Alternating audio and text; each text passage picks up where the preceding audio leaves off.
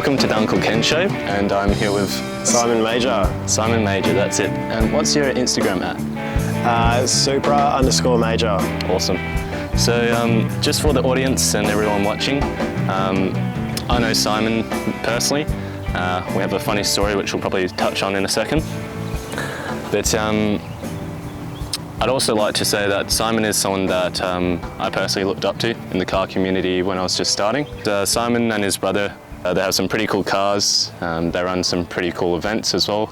If you don't know, Perth JDM Central, it's an awesome brand that they've been building over past years. I don't know, how long has it been?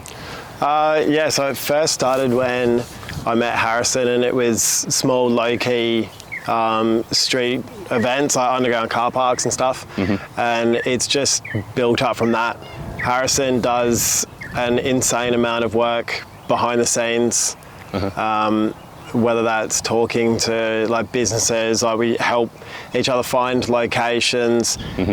His social media management is just constant, and yeah, the growth has been insane, and yeah, the support that we've gotten from everyone like in the community is massive. And yeah, I suppose that's why we do the events, is to just create a home for JDM, and yeah, hopefully it's a bigger and better things in the future. Awesome. Yeah, I always got confused between, because you're Simon, yes, you have a brother Josh, and then Harrison is a business partner, or is he family? So Harrison is like family.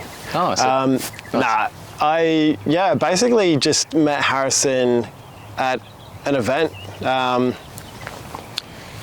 Yeah, we just, I suppose, got chatting, and that's the best thing about events, is you meet people, you click, you see them at like another event, or before you know it, you're kind of cruising just like the two of you, or you get introduced to more friends, and you go from there. Yeah, so I've probably known Harrison for about 6 years, and yeah, we've just, I suppose, cars were our common culture, and just went from there. Oh, nice. Yeah, I've also met quite a lot of friends that I could probably never turn behind. It's kind of life-changing in a way. So yeah, 100%. People that you can meet through cars. So how do we meet? We met at my local pub. I was about to meet up with the boys. I hadn't even spoken to any of them yet, and a wild Ken appears out of the blue. So I'd actually just driven my 240Z to the pub, and you came up and wanted to chat cars, and yeah, I suppose you've just never been any different. Just a genuine, happy to chat about cars kind of guy, and cheers, man. Yeah, just full of energy. Yeah, so to give a bit of context, I don't just randomly appear and say hi, car talk. He does. like a Pokemon. Yeah, I was with my old school group, so our local is a Civic as well. So yeah, I guess I just saw this orange 240Z, and I was kind of bored with the school talks. So I was like, oh, that's interesting. The bloke's walking towards us. I was going to say bloke, a guy. And I was like, ah, cool, nice car. And I think you just imported it in or something like that? Yeah, so I just put it over from Victoria. I think at the time it was probably still on permits. So it did go through a long process to get registered and complied in Perth. The previous owner that I bought it from, his communication was very slow. So he was an older guy, and we'd communicate via email, and yeah, they just drew the process out a long way, and yeah, I needed a document signed from him, and yeah, there was a massive hold up with that. But yeah, always get your paperwork sorted ASAP before you put money down, before anything. Get your paperwork sorted. Was that before COVID, or around the time COVID was happening?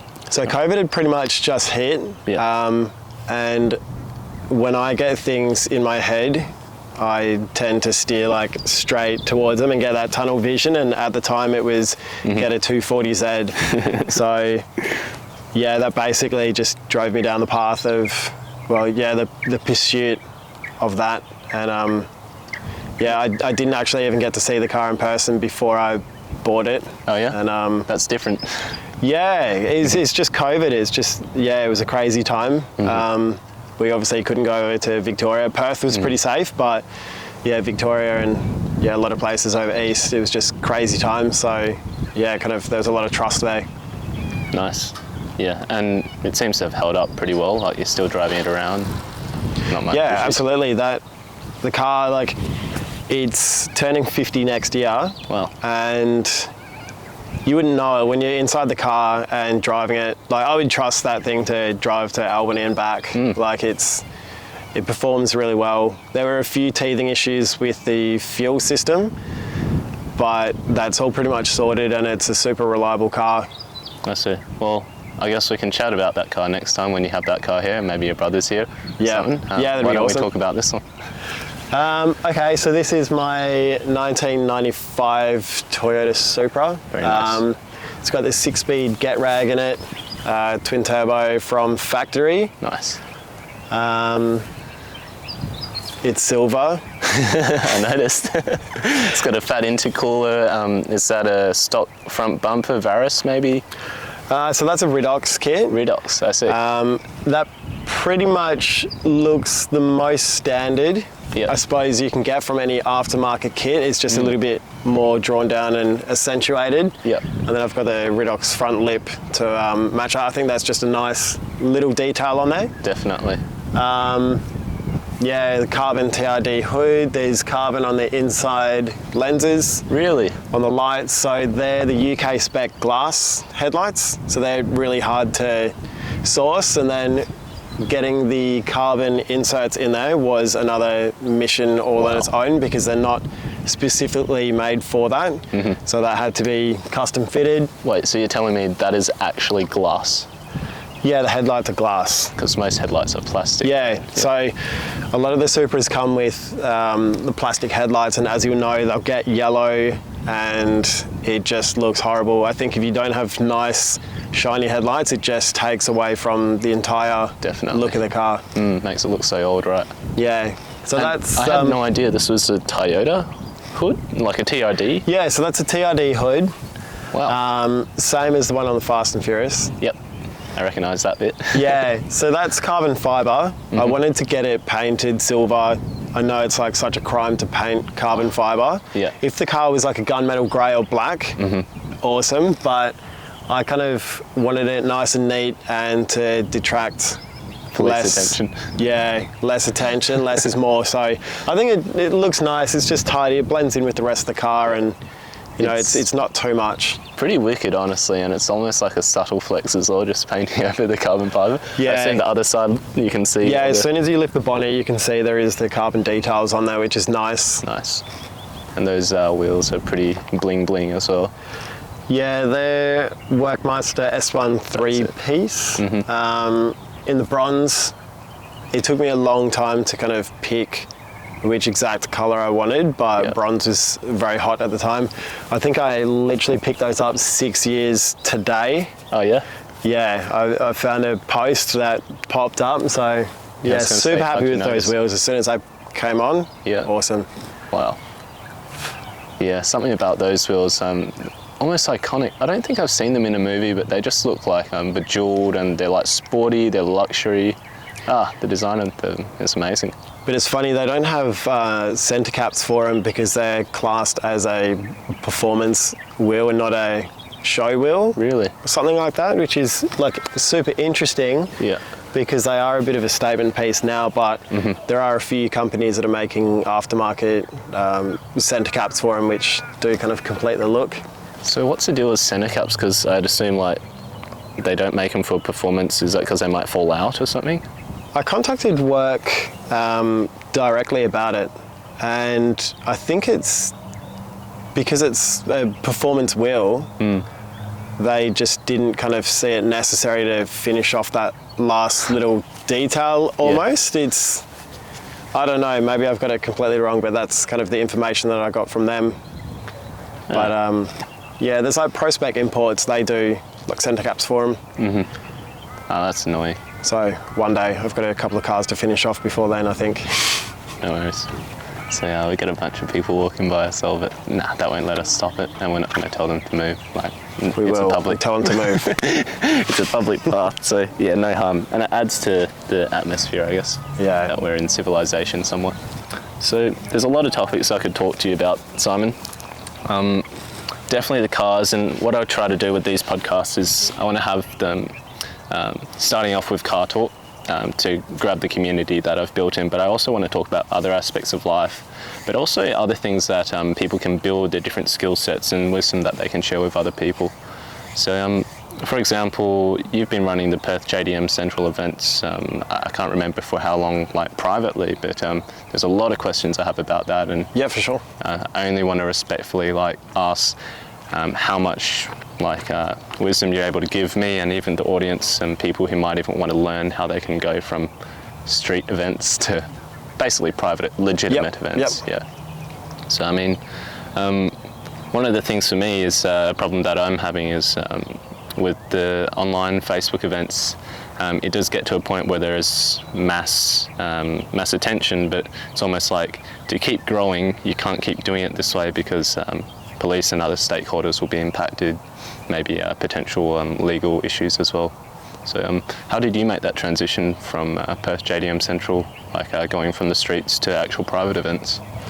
I think we always had a vision to get off the streets, not only for the safety of everyone's vehicles, the public as well, but it was to make the events more legitimate. There's nothing worse than having a nice event spoiled by a couple of idiots that want to do the wrong thing. We've all been to car events and someone's doing burnouts, or someone's got a saw and they're literally grinding their exhaust off at the meet, and we just wanted something where people could bring high quality vehicles too, and not be afraid that they're going to be yellow stickered and have more hassle than it was worth. Yeah, very true. I mean, you and your brother grew up around cars, right? Yeah, so when I was in high school, before I even had my license, one of my friends, he picked up a Silvia S13.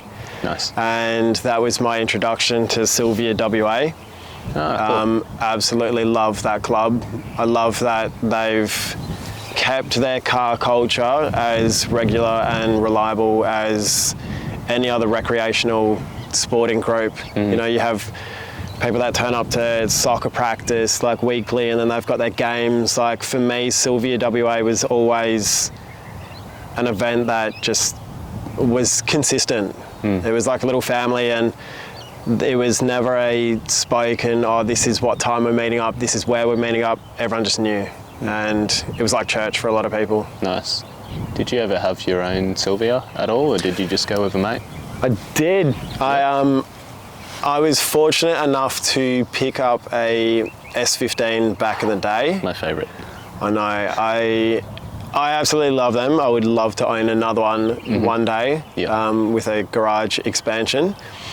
I actually sold that to get the Supra. So the S15 is something that I bought. I needed a daily because I was actually doing up a TA22 Celica at the time, first generation, so 1974. I had an SR20 that was ready to be put in it, and I needed a daily at the time. So I was like, okay, I've got a small budget that I can work with. Yep. Luckily back then, you could kind of pick up pretty cool Japanese cars for quite cheap. I picked up an S15 for 10,800 and rocked up to my brother's house, and I was like, yeah, I got an S15. This is my new daily. Nice. And yeah, I had my little side projects, but yeah, once I kind of drove that and got the immediate reward of being able to modify something and it works straight away, and not having to replace window seals and door bezels and all of that, it was just instant satisfaction. And 90s JDM cars was something that's where my home for cars kind of always was. That's what I've always loved, and yeah, it's just been really important.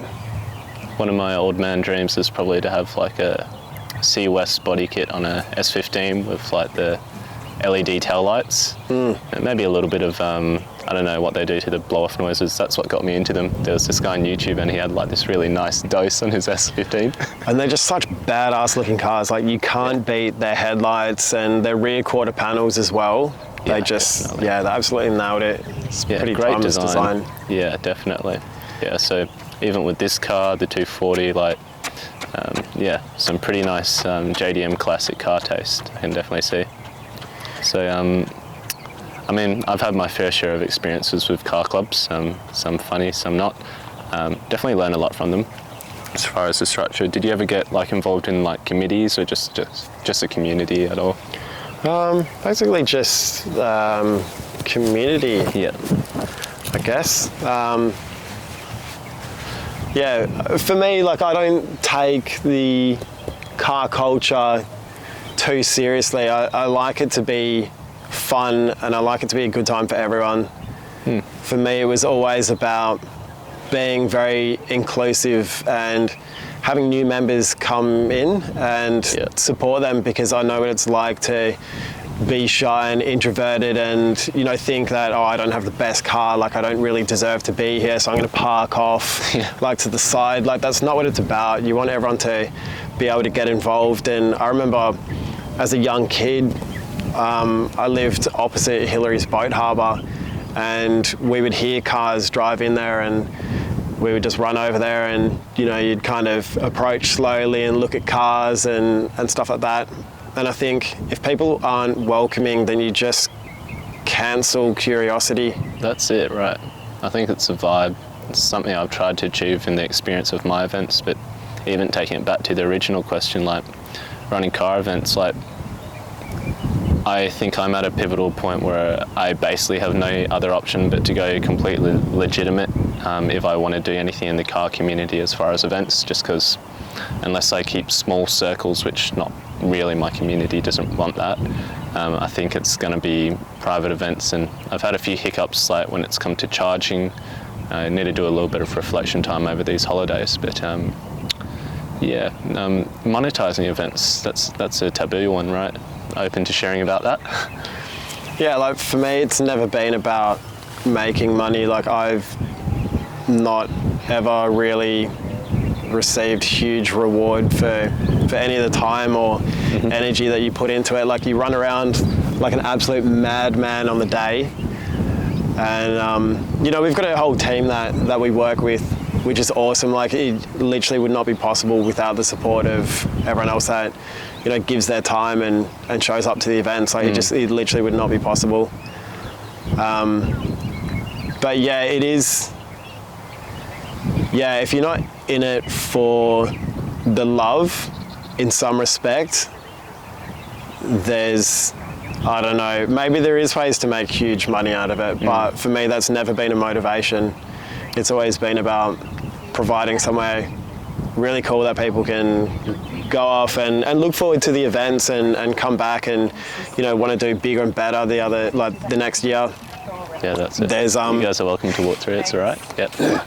You're welcome to walk through, it's okay. Sure? Yeah, sure, no problem.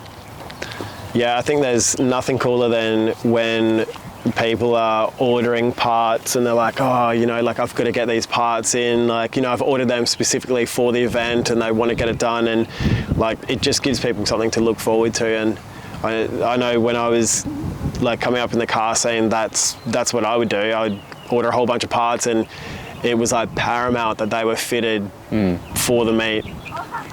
Yeah, that's true. Like, I reckon some people blow their budget just for like a specific like bubble tea Monday or something like that appearance. Bubble tea. That'll probably be me one day. I wonder if bubble tea will even live on like in maybe a decade or two, if there'll be a new one. I'm sure car culture will. It's hard to know because I didn't realise that bubble tea had actually been going for as long as it had. Like, how like when we talk like a decade, it's been going on for, maybe longer. Yeah. I thought that it was quite recent because it had only kind of appeared on my radar in the last couple of years, maybe. Yep. And it was really cool. It was, like open to anyone and all mates would turn up. And I think, I don't know, is it just Perth culture where we just like to ruin nice things?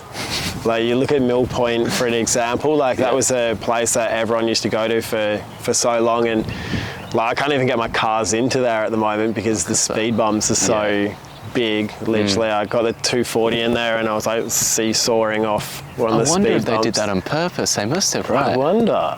They must have. Yeah. So I don't know, like you look at cool little places, like I would go there not even for an event. I'd go for a drive and I'd just end up there. And you know, sometimes you bump into people that you know there because they're doing the same thing, and yeah, I don't know, that's ruined. Yeah.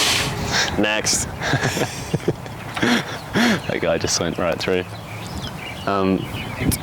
Yeah, it's an interesting one. I mean, I think with Australia, because America has it too, they have their takeover cultures, but like in Australia, because we have like iconic Australian cars, we really need like I don't know, like some feature film that documents and showcases like the Australian cars to the world, or something like that. I feel like it hasn't really been done that much in the Hollywood scene anyway. We did have Holden, but they died.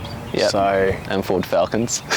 yeah, so I'm like, what are we even promoting? Yeah, personal Falcons. Yeah, I don't know. You could get like some old Tiranas in there or something. Yeah, definitely. No, you could have a whole bunch of Commodores, but it'd be a really strange type of movie. It'd kind of be like the most aggressive car scene in the world or something. Because those cars are like designed very aggressively when you look at them, right? Very unique. Yeah, designs. definitely. And you look at like the reviews on them as well. They're just very simple. You get what you pay for, and you're paid for power. yeah, that's it. I mean, I quite like how Troy Candy used to buy like $3,000 VTs and just bin them. Yeah, like why not? Why not? So I got a few other discussion points. Oh yeah, basic logistics for events. That's something I've recently learnt. And basically for most people, this is my advice, you've probably got far more experience and actual how do I say, credibility when you've actually done these events. But when you're running a car event, I never realised like how much like it could actually take from someone. It's not something that you can just run for free, right? Yeah, like there are certain spots that you can go to which are like low budget, and it depends how far you want to go with it and how much you want to commit. Like if you want to blow everyone's socks off, like it is going to cost money, and there are so many hidden costs in it as well. Like there's the venue hire, you've got like insurances and stuff. Yep. And it, like the financial side, before you've even walked through the gate, it can be a lot, and you just really hope that on the day that there's a good turnout and that you break even and that everyone has a good time and they want to turn up for the following year. Yeah, that's a scary bit. Because otherwise it's like, it's all well and good, like everyone wants to attend events, but what's the point like hosting something, not being able to really be present at the time, and you owe $500 for it. Yeah, probably best to do it in credit. Like, I mean, do it with your own capital rather than go out in debt. I don't know. It depends how risk averse someone is. Yeah, but I suppose, you make good contacts and you try and alleviate some of that financial stress by getting support from, companies that want to back you, or venues. I think as long as you're being like open and honest with the venues, a lot of people will actually support it, which I found very surprising. There's a lot of like clubs and venues that'll actually take you on and go like, yeah, cool, we're interested.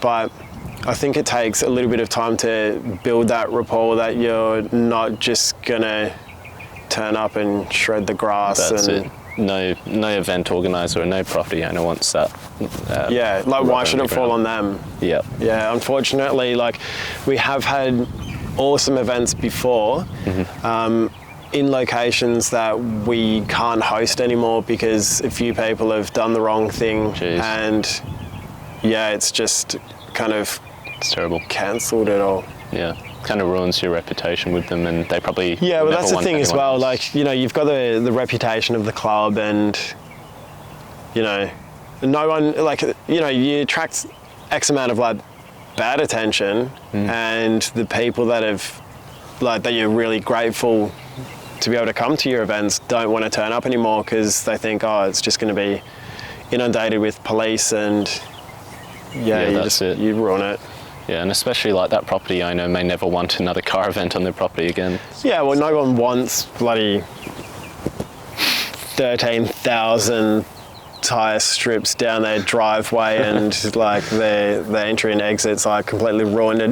Yeah. And then you've got to deal with like the neighbours and the businesses that are like in the surrounding area, and they're all putting blame on this one venue that's like tried to do a nice thing. Yeah. And then they cop it, and it's like, cool, you just, you set that really bad undertone. So just my understanding, and you can correct me if I'm wrong, like, well, you could possibly do it for free, but you definitely need some kind of insurance if you want to do it pretty legitimately. Yeah. Good idea if you want to have like your own business ABN set up, so that might be another, what's that, $250 to $500, maybe even more depending if you go through an accountant. Insurance, that varies, depends on who you're with. I've heard Gallagher's is a good insurance agency.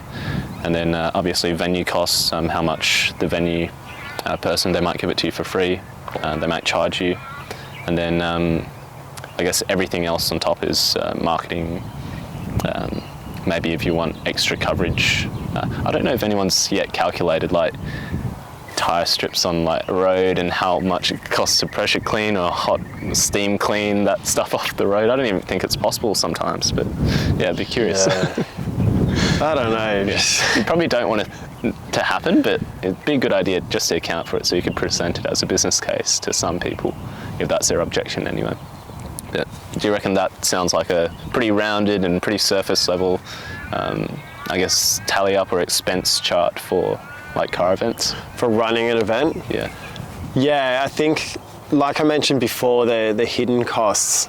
You know, you don't think that you're going to have like the public insurance and all of that, which is crazy. You know, if someone rolls an ankle or breaks a leg, or if they get hit by a car, or if a vehicle sets on fire at an event, and that's on you. You know, that sets fire to another vehicle, and then people try and put it out and they get burnt, or that catches a building on fire. It's like, there's a lot that can go wrong. Like, you know, the car could roll back and end up in the water, and like, you think that these things are like not going to happen, but you know, that's why we have insurance, and there's a whole bunch of risk assessments that come along with that. True. I have seen some of them. Yeah, but then traffic management for some events as well. Yeah, and traffic management is always hard because you have, you know, like a couple of hundred vehicles rocking up at exactly the same time. So, yeah, it can be like extremely challenging, but you know, like, for the best part, most people are pretty good. Patience helps, and just a bit of common sense, parking beside vehicles instead of C-shapes and S-bends, and people just wanting to, I know everyone wants to put their car in a like good location, but it does make it very difficult sometimes. Yeah, your Champions Lakes events have been pretty nice for that as well. Just a cool venue. But you'll always see like a lot of people will park in rows, and then you get certain clubs which will just do their own thing and take up their own. Yeah. But you know, we'll try and get a bigger location. Yeah. When you were starting out with the JDM Central stuff, did you ever have like police action or any specific events which caused you to be like, oh dear, I got to be moving on? I think you kind of learn from a lot of other events, and we've all been around long enough to know that if you do the wrong thing and create too much noise, then things just get shut down. So for us, the objective was kind of always to be legitimate and try and separate the two. Yeah.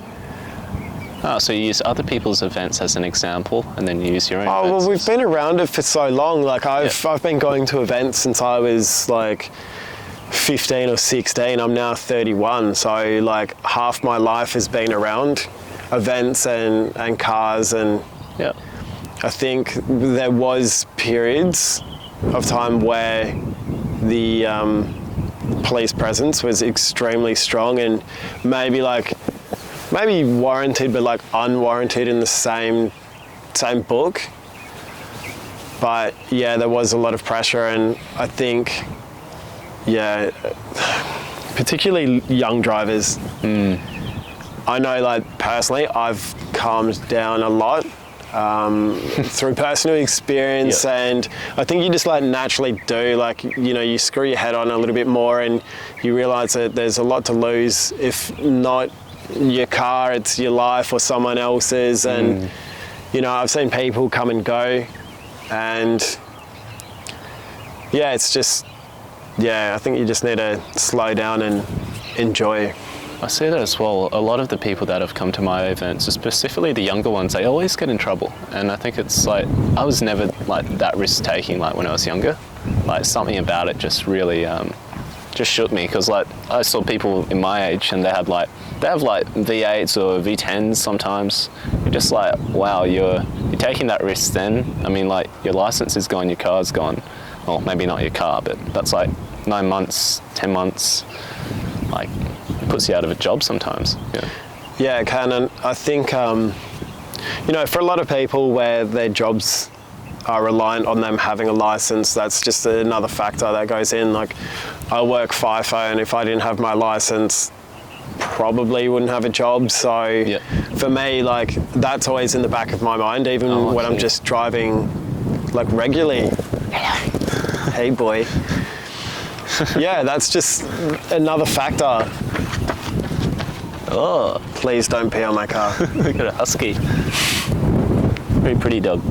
Okay, I think that's enough car and event talk for now. Let's shift the focus more onto yourself, Simon. Yes. Yep.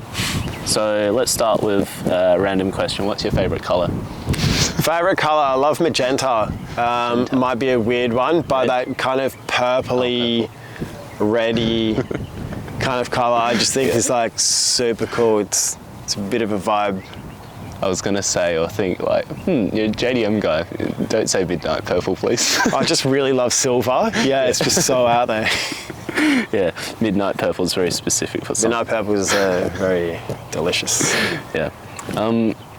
So, I was curious. What type of music do you listen to? So, I used to listen to a lot of hip hop, R&B, but I find these days, might be cliche to say, but it's just so simple, and I don't know, there just doesn't seem to be the soul behind it that there used to be.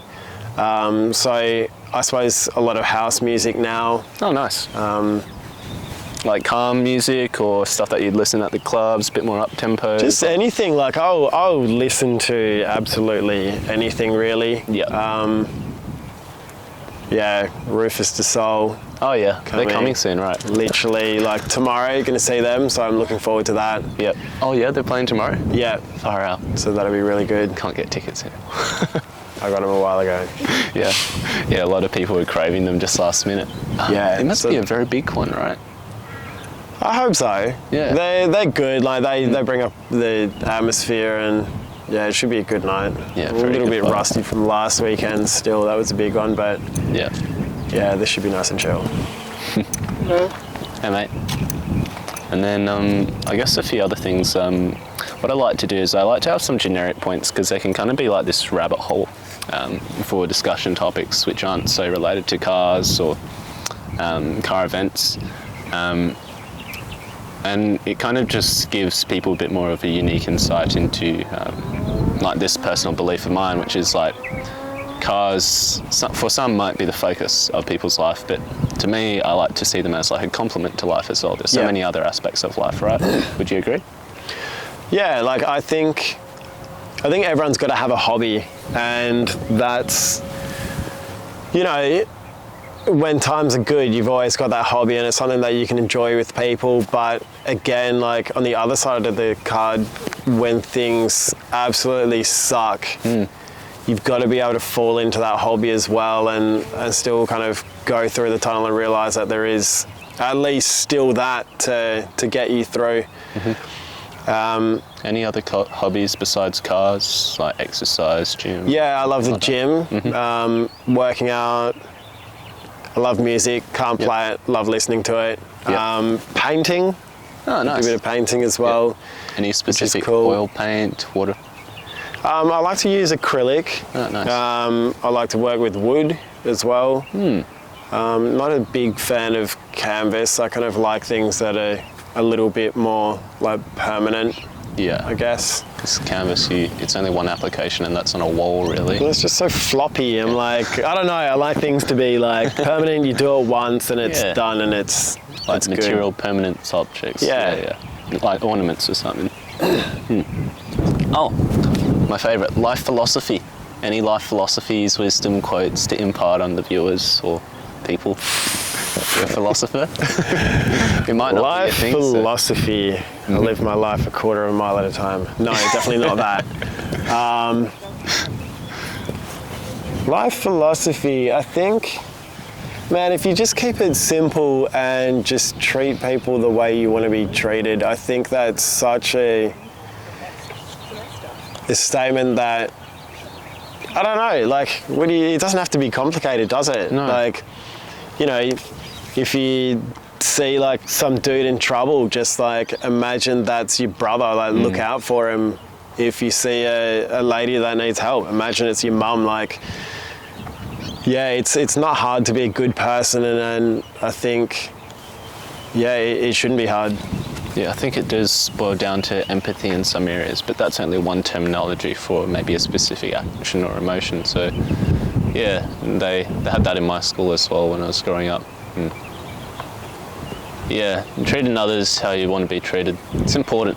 Sometimes I don't treat people too well, and I realise sometimes it's because I like to be treated hard, like a coach. Like, for example, kind of have like a certain calibre and standard. Yeah. So it's difficult for me because sometimes I'll apply it to other people in the workplace, but now I'm kind of learning just ease it off and like make sure that people can learn and stuff like that. Well, that's something that I'm working on as well. Like, I always get told that I'm extremely direct and I can be blunt, but that's just how I work. I like that feedback, and sometimes I think I can be a little bit too serious and kind of pick people apart, but it's only because I want the best.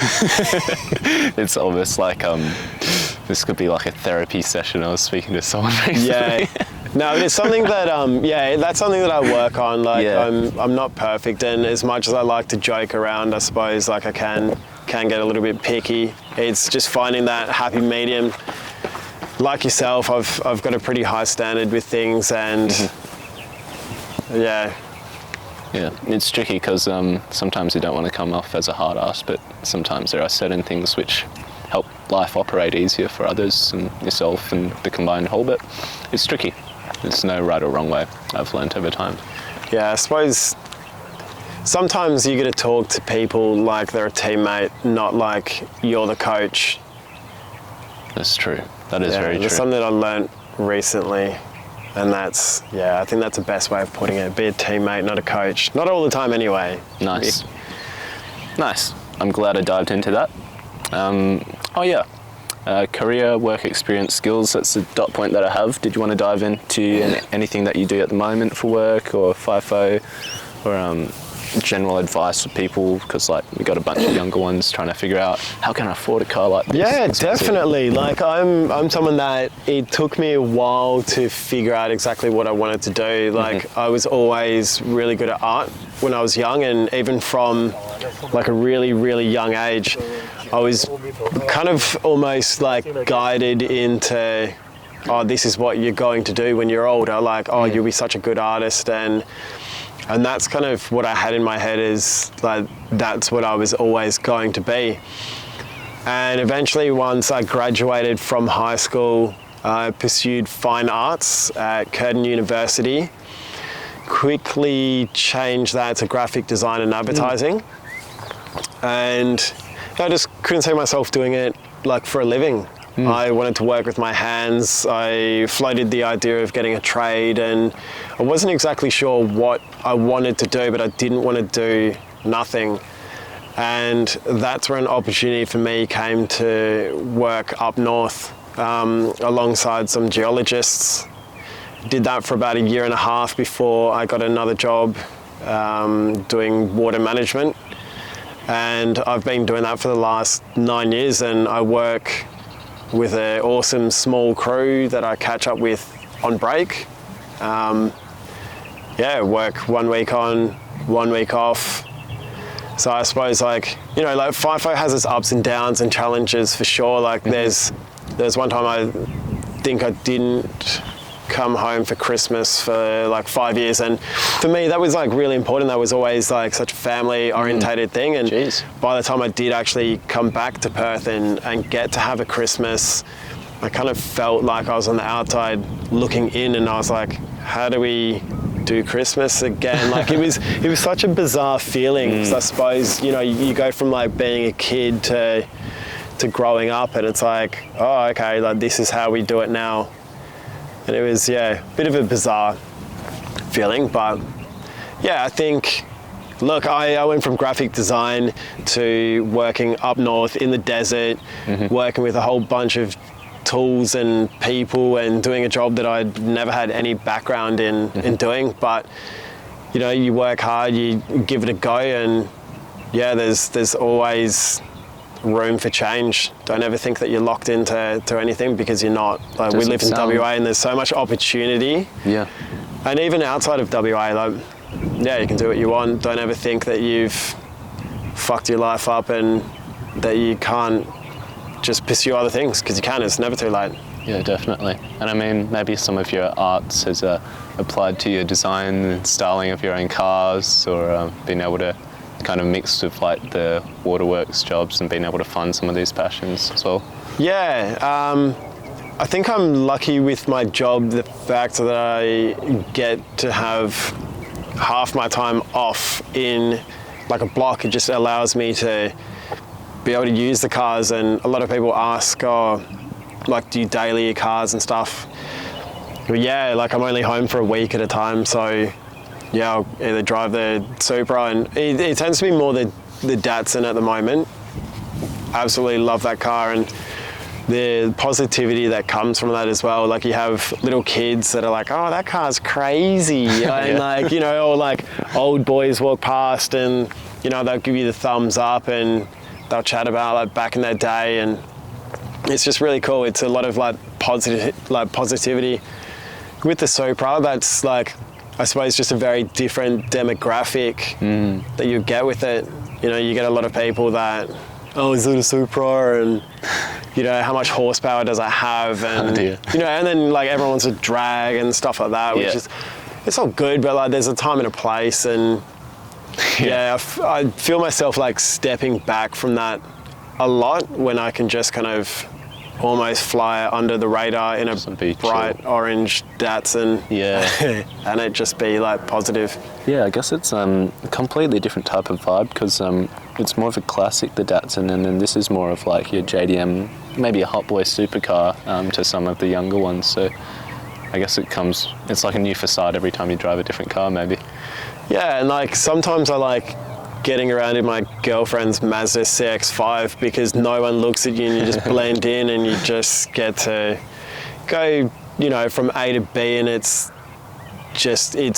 definitely more comfortable. I mean, the technology in your most basic car these days is like far higher than you have in a Supra that's like nearly 30 years old. Yeah, very fun car though. All the parts, I'm sure everyone knows. Super fun car, but it's also just like so overkill for driving to like Coles, or because I'll still drive that thing to like Coles or Bunnings and like pick up like stuff in there, and it's a very used, practical workhorse. Yeah, it's a fun daily. You can't take it too seriously, can you? Would you ever get a modern car, like a newish car? Yeah, because you don't have any modern cars. You have like a Datsun and this one, right? So and I've got a 32 GTR as well. You do? Yeah, but that's like on the back burner. That hasn't been touched in since I bought it, and it'll Nice. just it'll sit there until I suppose I'm completely finished with this and like things around the house and got the setup decent. Then I'll kind of devote a little bit more time to that. But you can only tackle one thing at once, and you can't be completely consumed by that kind of fun. You've got to have a balance as well. Well, it sounds like you've got your hands on some appreciating assets, so it's always a good thing, I guess. I never really thought of them as like assets when I picked them up though, because like I said, I picked up the S15 for like under 11 grand. Yeah. That was like a $10,000 upgrade to get the Supra, which at the time I was like, this is like twice the car. Like they're just so much more solid than the Silvias. Yeah. Yeah. Like another point I have in there is like kind of like family and upbringing, but we've already discussed maybe enough about your brother, but maybe like when I first met you, I just thought it was like quite impressive, like how friendly and like I guess generous in your time you were to me. And I was like, I've met a few people on the street who might be in maybe a bit more of an affluent or influential position, and they kind of like want to dart away and just go away. So was there any like specific values that your family brought you up with? Just like, I know you said treat others how you wanted to be treated, but say your parents or when you were growing up, any of that stuff kind of rubbed off on you and other people see it in you as well? Well, my parents, they split up. So for me, I suppose there was always like a good connection to like each one of my parents. And of course, you know, like me and my siblings had to become a lot tighter because of that. And yeah, like I'm super tight with my twin brother, in particularly. And I don't want anyone to ever feel left out. I think you've got to have time for people. And fortunately, because of my work roster, I get a week off. I do have a lot of time to be able to do things that maybe people wouldn't be able to do when they're working like a 9 to 5. Definitely. So yeah, I find like if anyone ever just wants to talk cars or just like chat in general, like I've hit up people out of the blue, like on Facebook before, and just been like, hey, like your posts seem a little bit darker than usual. Is everything all right? And I think that's just really important to check in and give people time. So can I go? Of course. Yeah. Yeah, I think it doesn't take too long just to see if people are okay, and I think it's always been like super important to me. Yeah. Nice. Well, I guess maybe something we do, or maybe something I do in the future is Go for skids.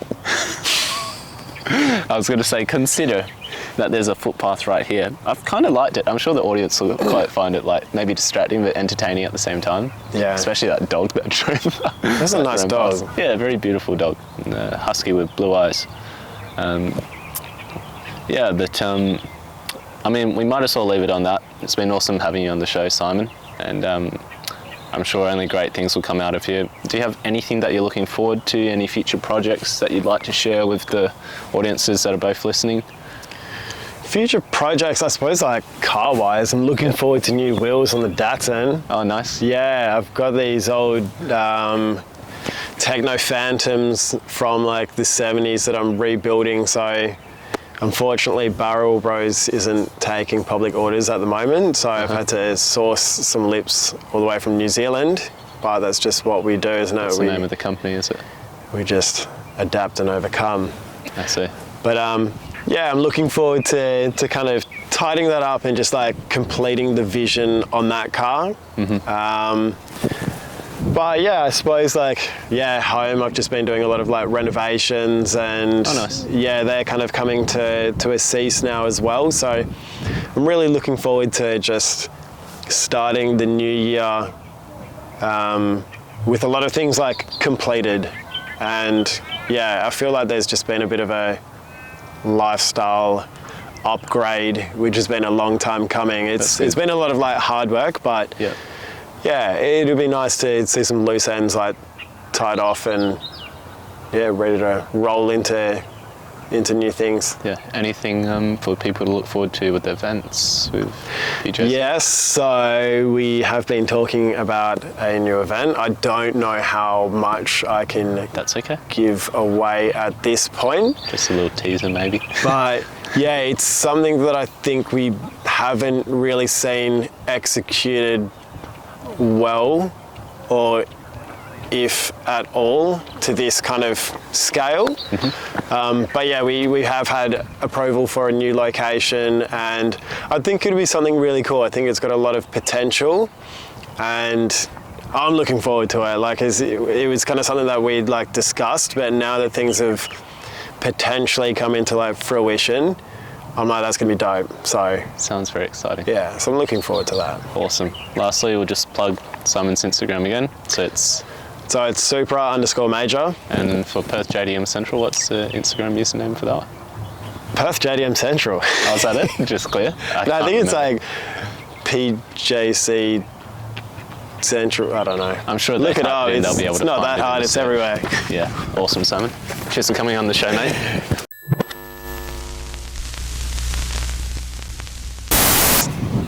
Very true. Well, we might as well start the podcast then. So I'll just do like a little intro, explain who you are. Yeah, we'll do a cut. Maybe we can have that in the bloopers afterwards, like ending credits. Thanks to, and it'll just be me and Simon.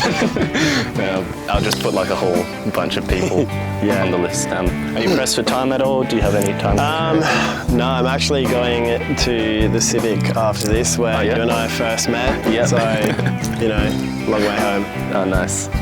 So, yeah, what I'll do is I'll get the script up just in case we're stuck for points or we need some variety.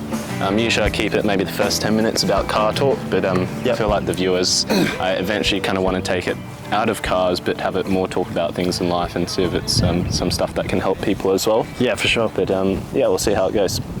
So start it now, and basically I'll do an intro from me, and I'll talk a little bit about you. I'll just say, how do we know each other, for example.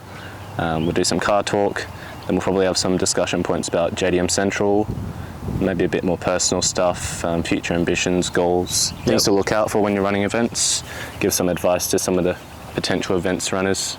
But yeah, I reckon that'll be good.